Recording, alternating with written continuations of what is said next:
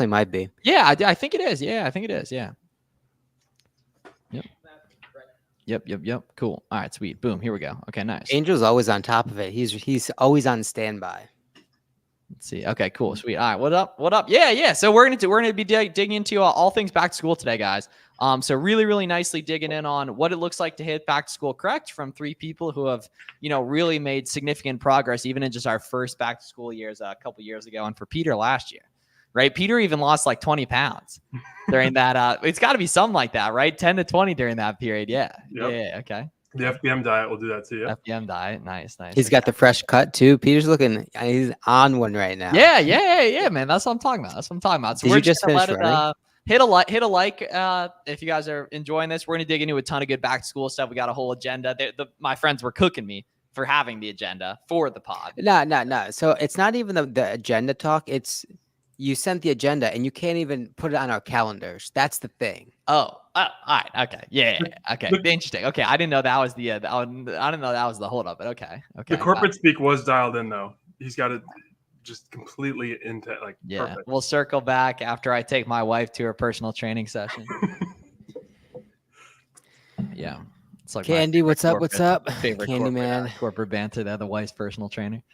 Do you wanna do the intro and we'll get into it? Yeah, sweet. So we'll let's go for one or two more just to let people hop in as well here too. But yeah, gonna be digging in all back through back to school, guys. If you have back to school questions, let us know in the chat too. We'll dig into those. But I have like a whole line items basically of just stuff to pretty much go through and just kind of break down like ton of stuff with merch fill, ton of stuff with Prog Research, all your FBM settings you're gonna need. There's certain things you're gonna need with that stuff.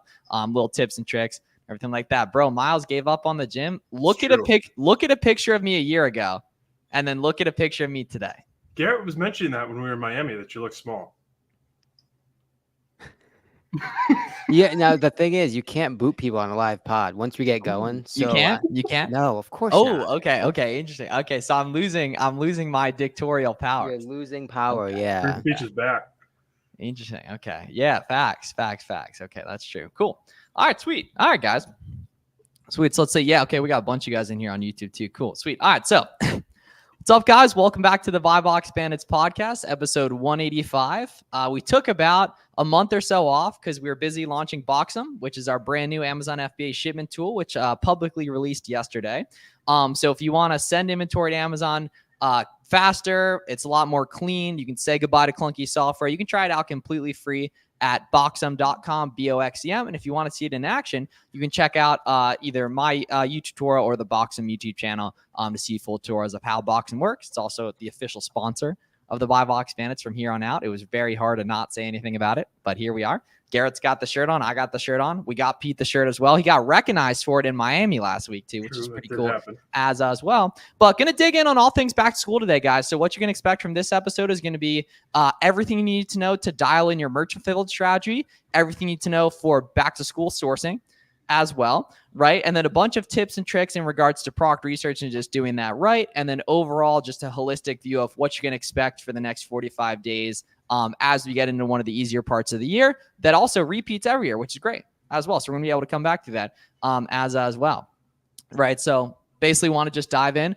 So Peter, you want to break down basically where you were at last year prior to back to school and then where you were at immediately after back to school, because there's a massive difference in terms of where you were at as a seller, right? Yep. Yeah. So going into back to school, I think that my top month, it was right around 50K. And then in back to school, we hit 130. And then was able to parlay that into Q4. So you take all of that capital that you've made and you can really deploy it in an even easier time to sell, which would be Q4. So it's really, really important to get momentum in back to school, in my opinion. The momentum. I think the cool thing about back to school in general, specifically, focused on newer sellers, is it gives you kind of the glimpse of and the excitement of potential that wholesale provides, right? And we've talked about this a couple of days ago, right, on the Money Monday, or I guess yesterday, is that the real compounding nature of this business is the ability to go deep on products, right? To scale your business in depth as opposed to width. It's a lot easier to spend $100,000 with one supplier across a couple brands across a couple of products than $20,000 spread across 5 different suppliers or spread across 200 products, right? So that all money spent is not created equally. And I think that's really where back to school gets exciting, and it opens you up to the potential of this business, because you can buy 100 of a product of a specific ASIN and have it sold within a day or two, right? And it's so much easier to buy deeper as opposed to wider, right? And that's, I think, the huge lesson that a lot of people can begin to take away from the potential of Amazon, and of course, obviously, just the potential of this season. Yeah, that was a really good point in regards to going deep on stuff too. Because I remember my first back to school in 2021, and that was yours too, Garrett. Right? We were cooking along around like 30, 50K a month, and then boom, July hit, and you did about 100, and I did like 60, and then I had my first 100K month in August, which was literally just in like a 2-week period. Miles just that had was more all money to merch spend, stuff. so he just started lapping me. Yeah, well, naturally, right? But the key was though, right, is it was at like a really convenient time of the year when it's way less risky to, especially as a newer seller, to buy heavy on something, knowing you're going to sell it all tomorrow because you sold 50 yesterday. It's a lot easier to buy 100 or something when you sold 42 yesterday or 36 yesterday or 57 yesterday. And during back to school and Q4 is when you get those times when you can really increase, your confidence around stuff. So we've seen it with me, Garrett, Jake, Danny, right? Peter, your whole generation kind of with like, Dre, Mason, Max, the other Max, etc. You can make massive progress just in the next 45 days. And this podcast is going to break down everything you need to know to go ahead and do that. Right. That's a crucial point, because and we're going to get this from a lot of newer sellers. It's like, oh, Garrett, like I'm not comfortable spending 100 or buying 100 units now. You don't have to be, right? You can replace and compromise speed with experience, with competence, right? You don't need to have the confidence to buy 200 units, 300 units, 500 units of a particular item. Not on the first iteration. You don't need it. Maybe buy 5 or 10. And again, as Miles was suggesting, let the market authenticate what we're all talking about, what you suspect of a product. So buy 5, they sell out today. Well, maybe next time, now you can buy 15. Awesome. Fantastic. Whatever that number is for you, whatever that iteration is for you, stick to that and iterate and iterate and iterate. And of course, FBM allows a lot of this to happen, right? Because with FBA, you send in 15, which is what you're maybe comfortable off the bat. And and now it's 4 weeks later, they all sell in a day, and now you're kind of screwed. And so FBM is going to be huge because it allows you to replace that experience, that confidence with just speed in the marketplace. And again, we were talking about this yesterday. You can couple one listing, one ASIN with 4 or 5 different unilateral ASINs, one backpack, one Nike backpack on 5 different of the same ASINs. And so all of that to say, if you're a new seller, you can still take advantage of a lot of this market by not having a whole sorts of confidence, by just simply be willing to act fast. Yeah, because with FBM, right, you get to sell something tomorrow potentially, right? You miss out on all that, or you avoid, not necessarily miss out, you avoid all that lead time, right? So in terms of, breaking that down, right, the reason why that's so important this time of year is because there's like a 45-day gap between pretty much now and like early September 1st, mid-September, 45, 60-day gap here where demand increased on lots of different products. We're going to talk about how to find them later. To start, in terms of important dates you need to know for back to school. So it's pretty much like July 15th, so yesterday, right, to like September 15th. Now, different products pop off at different times, right? So it's not like on September 15th, every listing becomes not profitable. And July 15th, yesterday, every listing became profitable. There's new stuff you're going to find as the season evolves, right? However, what I've seen, what Garrett's seen, what Peter's seen is where you get the majority of your results is going to be from a small subset of your ASINs, right? So I know, Pete, that was exactly what you did last year. So you want to kind of break down how you go ahead and find those and eventually like know when it's time to buy heavy on stuff as a result of that? Yeah. So, the market's going to tell you, really what you're looking to identify are Keepa charts that are really decreasing rapidly in offer count, right? And so if you identify those and then you can go FBM on those, you're going to see massive results very, very quickly, allowing you to compound exponentially throughout the month or month and a half that we're going to be in back to school. Right. And a listing doesn't just go from like a 35, 40% ROI to a 0% ROI, right? It gradually slows down over time. Therefore, the market just tells you when each listing isn't good. Right. On the flip side, in terms of important dates of when do you start FBMing heavy, when the market tells you to, when you see certain SKUs where you're like, I don't think I should take the time to FBA this because I can see that 30% of the buy box share is going FBM and the offer count's decreasing and the price is starting to trickle up naturally, right? So like the important dates really gets going from July 15th to August 15th or to September 15th. It's like a 2-month period that started basically yesterday, right? Now, you need to look up if your state has a sales tax holiday. It's a really gangster way to save some sales tax. It's literally just a thing different states do. A lot of states have them. They all happen at different times. Where you have some time where you can do retail arbitrage sales tax free, all-in arbitrage sales tax free, right? And then really the main dates are going to be between August 5th and August 20th, right? In terms of industry-wide, however, each listing pops off at a different time. Like I'll never forget, Pete, you and Max going back to the hotel to reprice certain ASINs throughout the day, right? And the reason why you do that is because you have so much invested in it. And so going up in $1.50 on the repricer minimum, which is how you change price, you raise the repricer minimum, might get you $70 extra that day if you can grab buy box for 6 hours on a listing that's absolutely printing and sell an extra 50 a little bit higher, right? And I think that's a really, really big misconception new sellers have is like, you don't set a price, you currently set a price. And if something's selling really well, raise it. Like in my coaching group, we were all playing around with stuff today, basically. And I was like, all right, like play around with testing some prices out higher if something's selling well for you. And there were so many examples. I raised it from 98 to 106 and I made an extra $8 profit on that. I raised from 22 to 26 and now I just sold 12 extra units and made an extra $50 profit. That stuff other people aren't doing that you can do that yield huge results as well. 100%. I think one point about the demand within back to school is unlike Q4, it's a little wavier because all of the different schools have different schedules. So if you are ripping on an ASIN that slows down for a little bit, make sure that you're doing your due diligence around price and that you're still competitive and offer count isn't going up. But it might be a little bit wavier just because people are buying at different times throughout that month. The other thing to note is a lot of these sorts of products are going to be kind of redefining what you typically are looking for in a product. Right, because it's the demand is just so high, right? And I know there's a lot of attention on the Crayola listings, right? There are a lot of the offer counts are already going up, but when you actually look at the numbers, right? Some of these offer counts are at like 80, 90, 110, 130, 150, right? In 10 months out of the year, that's a problem, right? Especially when they start at like 8 or 10 or 15. But if you actually sit down and look at it, okay, well the offer count went from 8 to 150, fine.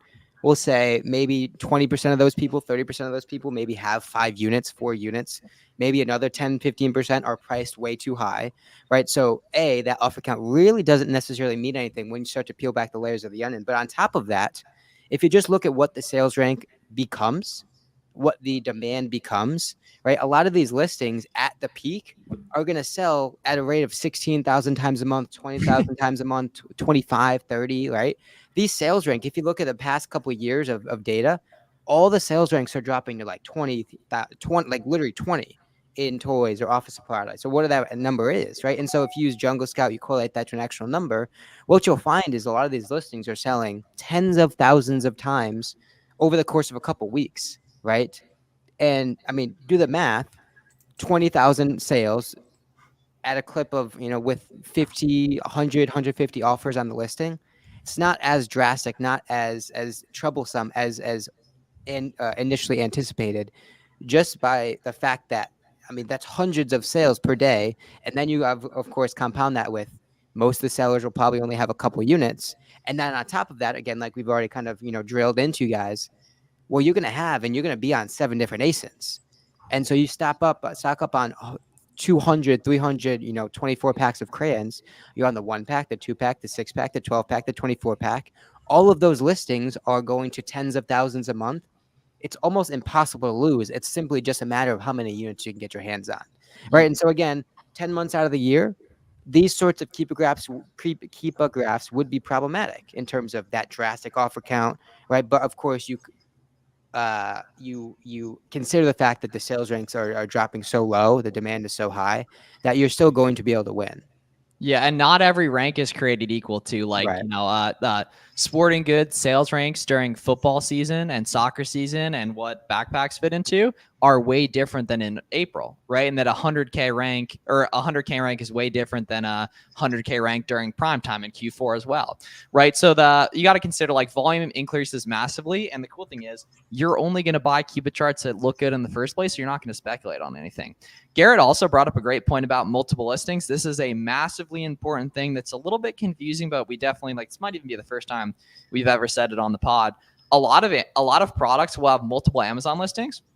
You have to make sure it's the same thing, and you can list on both at the same time, which is magical, right? And it's like, all right, what does that actually look like? You have 10 of these, whatever these are called, converters sitting next to you. There's 5 on one ASIN, 5 on the other ASIN, and in general, typically one will do better than the other, but you spread the stock out equally and then allocate as the market tells you to. Massive hack. Go through your catalog tonight, hit the main keyword, see if you're missing anything.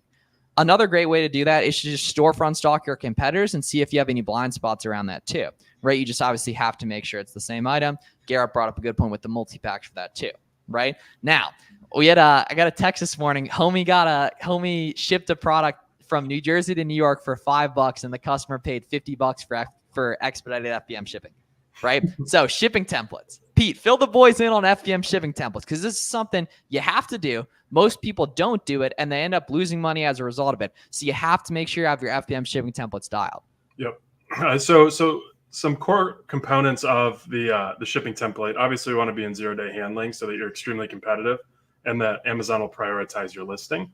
And then we want to give free shipping for just the normal purchase. And then we would go ahead and then kind of charge the moon for expedited. So if you're doing 2-day, throw, I don't know, $10-15 plus a buck. Oh, no, that's nothing. No. You go higher. Okay, 2-day, next day expedited $30, $50, 30, 40. That's fine too. Like that. That's fine. Yeah. Definitely play around in the different shipping providers, whether it's VQ, Shippo, Pirate Ship. Get a sense of how much it's going to cost you to ship to different parts of the country, so you don't lose money, and then price 2 times whatever the max price is for the largest amount that you would possibly ship. Yeah. So the cool thing with that is that, if you have that dialed correctly, right? Pete brought up a great point, 0-day handling time. That means you have to ship the products quicker, but you also get a ton of extra buy box share, which is super worth it, right? Super worth it, especially to get your account churning in the buy box algorithm. Fun fact, I've actually never been in 0-day handling time because my account's so deep in the FBM algorithm that it doesn't matter. Right? Garrett's probably the same way too. We didn't even know about that stuff back in the day, right? We didn't even know that stuff back in the day. We're using multiple listings like crazy though, right? So say you have your shipping templates dialed and you get an order and you ship it out today and it's an expedited order and the customer paid $35, but because you're shipping it quick, you're only charged $13. That gives you back an extra, whatever the spread of that was. I believe it was 13. He wasn't even going to try. Yeah. Spread there, right? You don't want to get roasted in front of everyone. Facts, right? Exactly. So that gets you extra profit, right? So FBM shipping templates are super, super important, right? Standardize it for the most part. You might play with it a little bit on your own, but something along the lines of free for economy and standard, right? And then $30 or $40 or whatever, plus $1 per pound for next day, 2-day expedited. Also, make sure in your shipping settings, some accounts will randomly have major shipping services not selected. I don't know how that happens, but it happened with one of my guys this week, so it's super important, right, to dial that in. Now, occasionally, Amazon's going to charge the moon. They're going to request you to pay the moon. You never pay the moon, right? You go over to VCO, you go over to Pirate Ship, and you buy the shipping on there. Almost never should you be taking L's on FBM shipping costs if you have your templates correct. Right. It only takes once. I mean, Miles, you and I back in the day, years ago, I know we both made the mistake where you got stuck with the next day, 2-day, whatever the case may be. You have to pay $40, $30 for shipping. They only paid $15. Of course, we ended up canceling those guys and kept it rolling. But hey, we're not recommending y'all do that. you do what you got to do, though. I mean, it is worth noting, right, that Amazon ensures the shipping purchase through its platform. Obviously, that's something to keep in mind if you're, looking elsewhere for that FBM shipping. If anything gets lost, stolen, damaged, late, etc., it's going to be harder to, have the backing from Amazon if you're not buying it from them. But I mean, just something to keep in mind. Not a huge deal, but if you're buying hundreds and hundreds and hundreds of labels through an outside source, something to definitely keep in mind. Yeah. Well, and then to Yeah, you piggyback should- off that, Garrett, Yeah.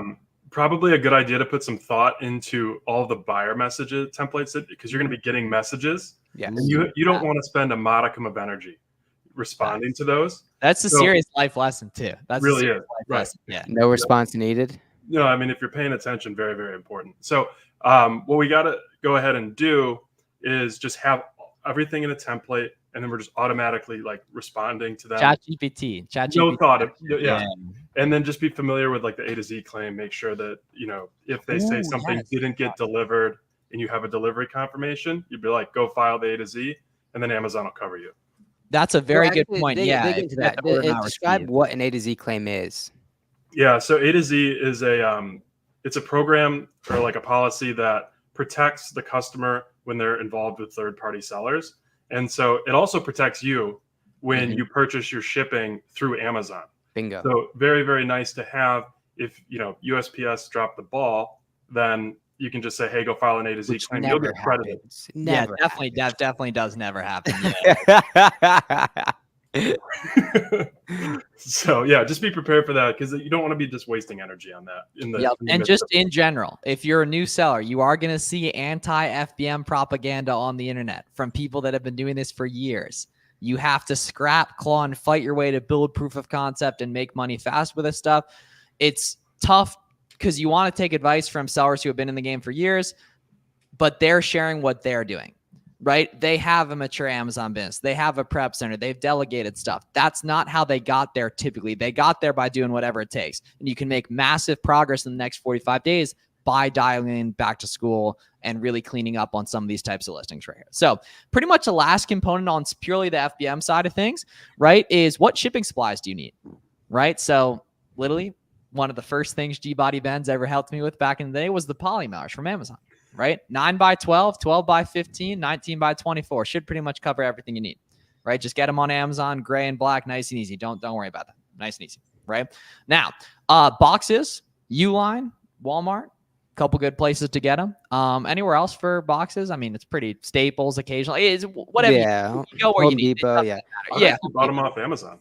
Yeah, just make sure they don't have branding on them. So if you can see it say Walmart on it, do not use it, especially if it's very clear, because then if a customer says, if a really weird customer thinks you're drop shipping it, you'll get in trouble with Amazon.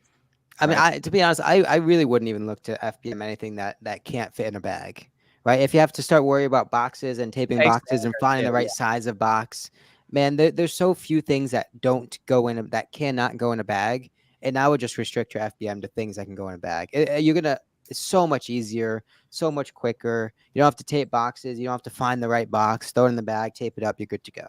Another decent thing with that, so I can actually completely disagree with that, because Stanley Cups, one of the legendary OA items, had to go in a box, right? So just in general though, but once again, that's G-Body Benz with a mature business. He gets to choose, right? If you're sub 10K a month profit, I don't think you should choose, right? I think you should take whatever you can get, right?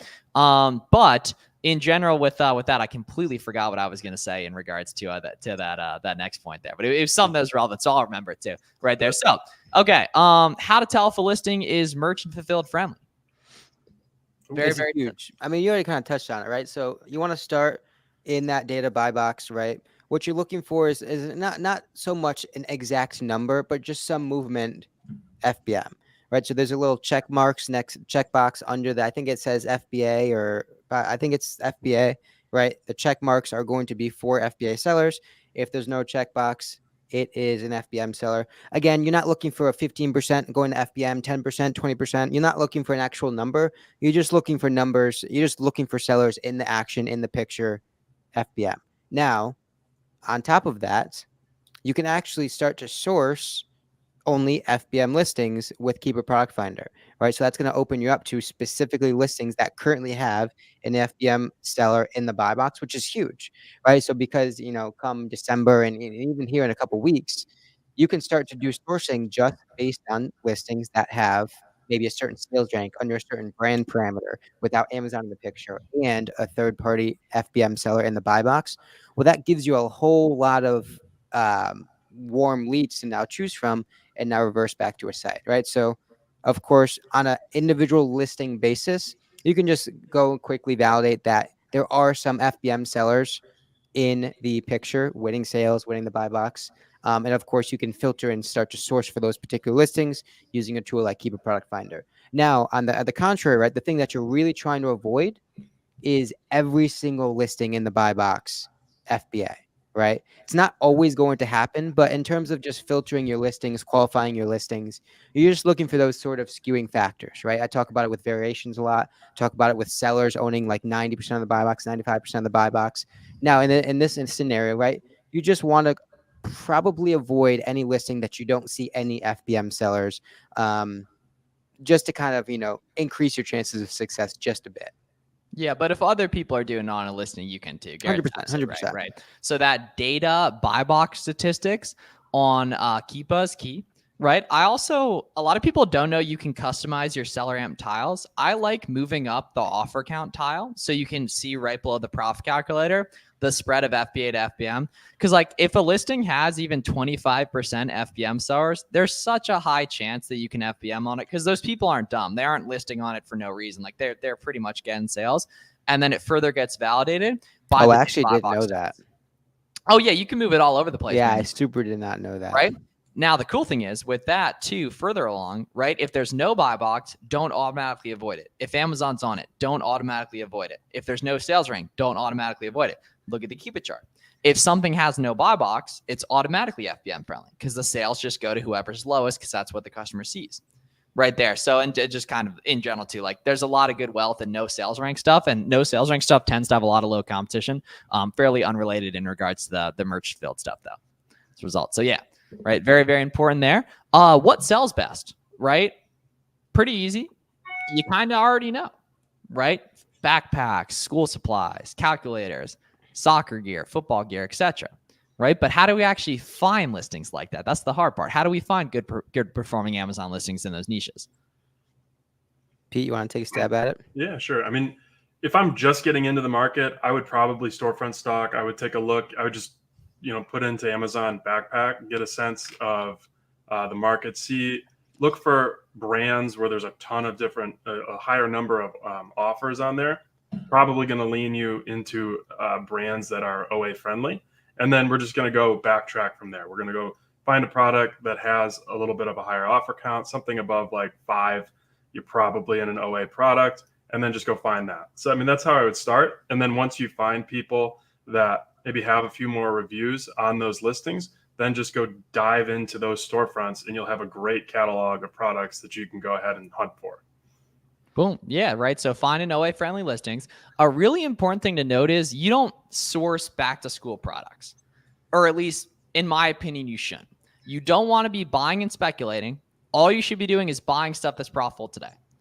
Right. So, if you guys have any back to school questions too, for anyone who's listening live, drop them in the chat too. We'll do Q&A in a couple minutes. But in general, you don't source for back to school. You just source profitable products that sell great today. Right. It's a hell of a lot harder to go in, especially as a new seller, and find profitable soccer gear as opposed to profitable products. Right. Because soccer gear restricts you like nuts. Right. But for most people, you guys should just be doing storefront stocking, right? Taking a look at what other sellers are carrying. Right. And then dialing in and trying to figure out where they're getting them and then making those listings profitable. Right. So what are some of those methods, guys, that beginners should be using to manufacture margin and create profitable listings? Because very few things are going to be profitable just at the advertised price. Yeah, I mean, for starters, FBM a lot of times, especially with a lot of these things that we're talking about, makes it more profitable. Right. Anything less than £1, it's going to be more profitable FBM than FBA. Right. So if you toggle that FBM, FBA filter and seller amp on seller amp, you have to make sure you do that. It's not just the standard profit calculator minus shipping. Sorry to interrupt you, buddy Benz, but you scroll down and click to toggle on FBM and then put in that shipping cost. So we start there, right? That is the first off. From there, right, we can start talking about maybe discounted gift cards, maybe writing into customer support asking for a new sign-up code or a 10% code. They always have one of those in their back pocket. It's just whether they want to give it to you or not, right? From there, obviously you can start to compare different sites, maybe a price match from come on. Oh, come on. We're putting them onto that too. I love that. Attaboy, G-Body Benz. Yes, sir. Yes, sir. You can start to price match maybe one site that's out of stock to a different site that is not out of stock, but maybe irregular priced. What else am all. I missing? The Evergreen tax-free coupons. prep center. Yeah, Yep. catch-all coupons, right? So we'll just go from the top, right? So evergreen email account and text sign-up coupons, right? Hidden coupons you can just find on Google. If you want a great example of that, Google Shop WSS coupons, right? Items with multiple listings, very important, right? Because that increases your upside and decreases your risk, right? Holiday sales like Prime Day going on right now. This time of year, sales tax holidays, filtering to merchant fulfilled, using a tax-free prep center, top cash back and card bear for gift cards, really underrated, right? And then the coupon extensions too. Capital and shopping, coupon birds, be frugal, retail me not, stacking on cash back. Not a fan of adding that to the margin, but definitely a big fan of it as well, right? Rewards programs like Kohl's Cash too. Right. So just really understanding that very few items are going to be profitable at the advertised price. You're going to have to make listings profitable, which is a little bit difficult the first couple of times you do it. But the key is that it's difficult to all new sellers. So once you know how to do it well, and you're actually looking at those extensions, you're actually talking to other sellers that are in the game, figuring out coupon codes for different websites. You understand how Rack Room coupon stacking works and these different retailers, and then how the rewards program works, and whether or not they have gift cards. It becomes a lot easier to find SKUs here. Right, which is pretty cool too in general as well. Right now, what should you get ungated in? Gonna keep this one quick. Only the stuff you find profitable. Only the stuff you Only find. the stuff you find profitable. Right? Getting ungated in something you haven't already found profitable, it's a complete waste of time. Right? And And a waste of money too. Waste of money too. Fact. Right? I mean, in general, is it gonna hurt?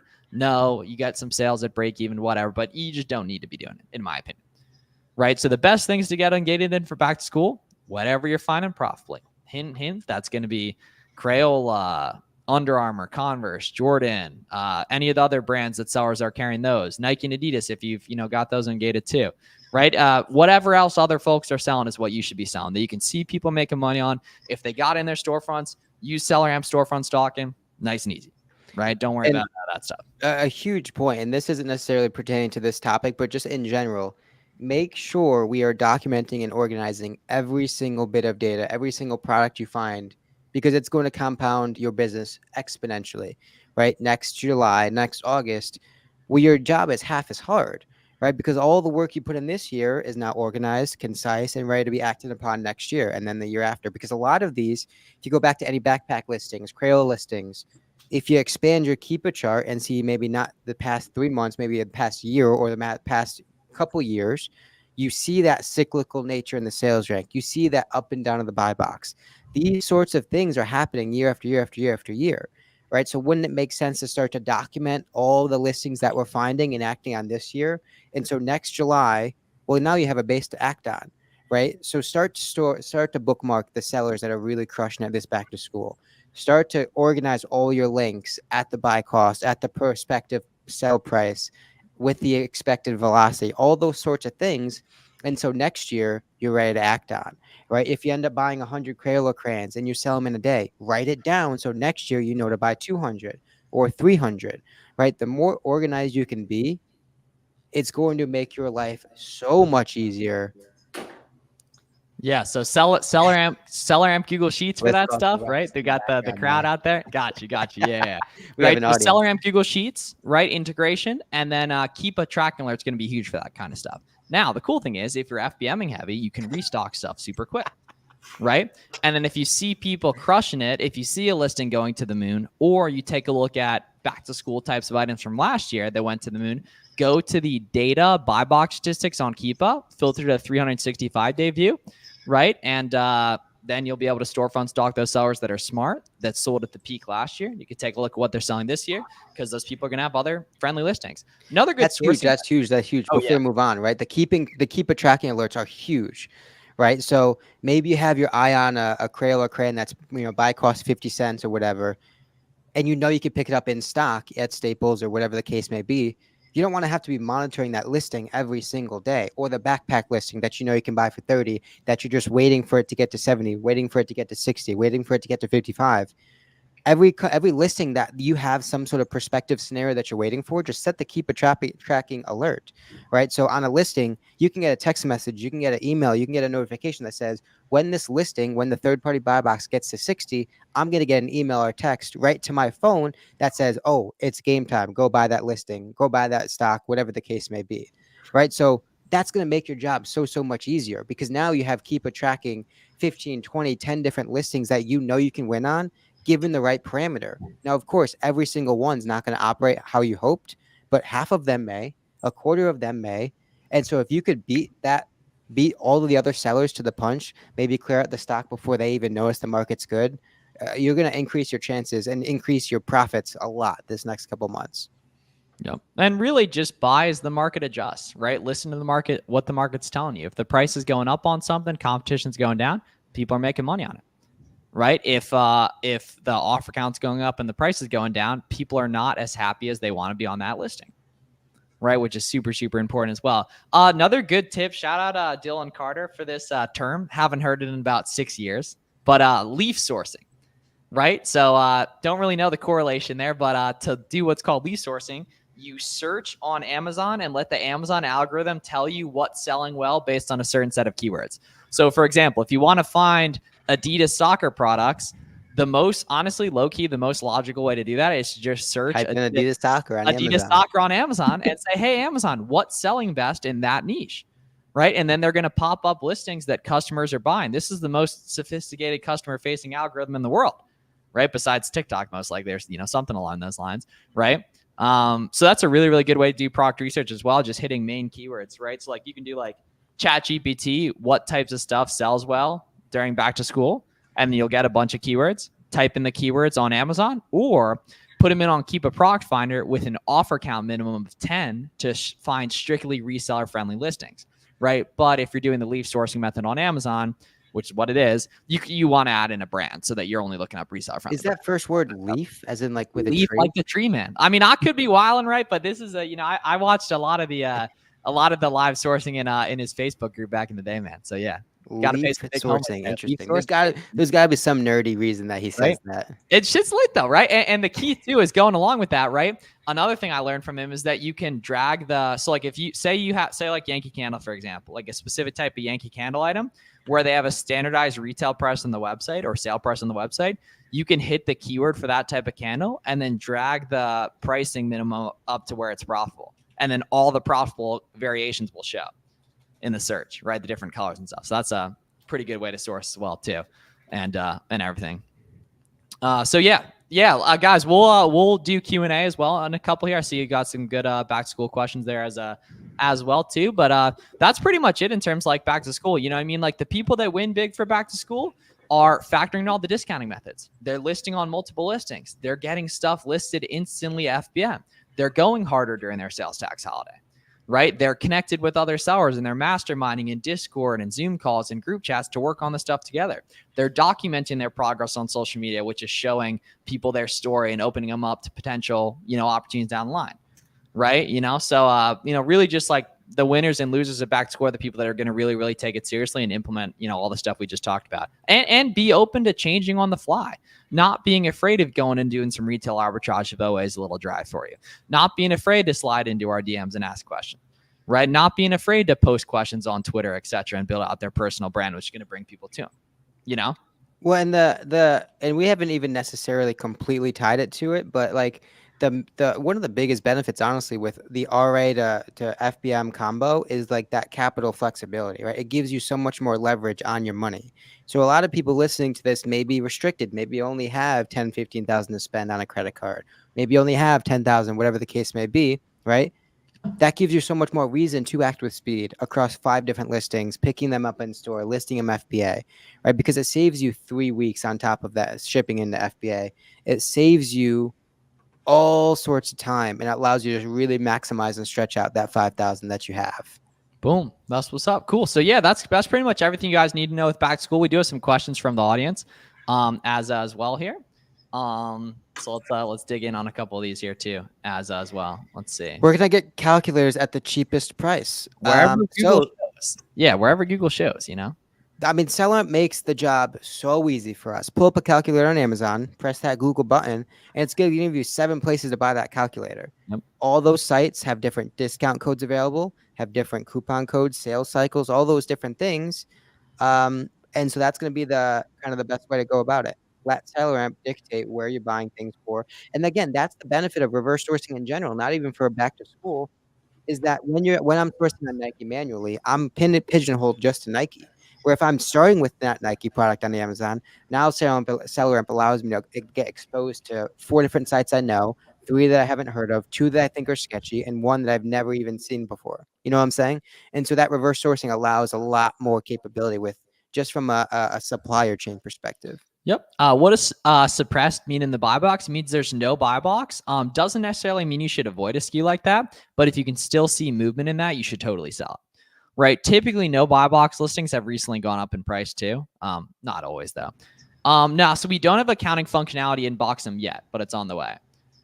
Target, the only store to get ungated for products. No, Target's a great site, but there's pretty much every other big website you can use for ungating as well. Yeah.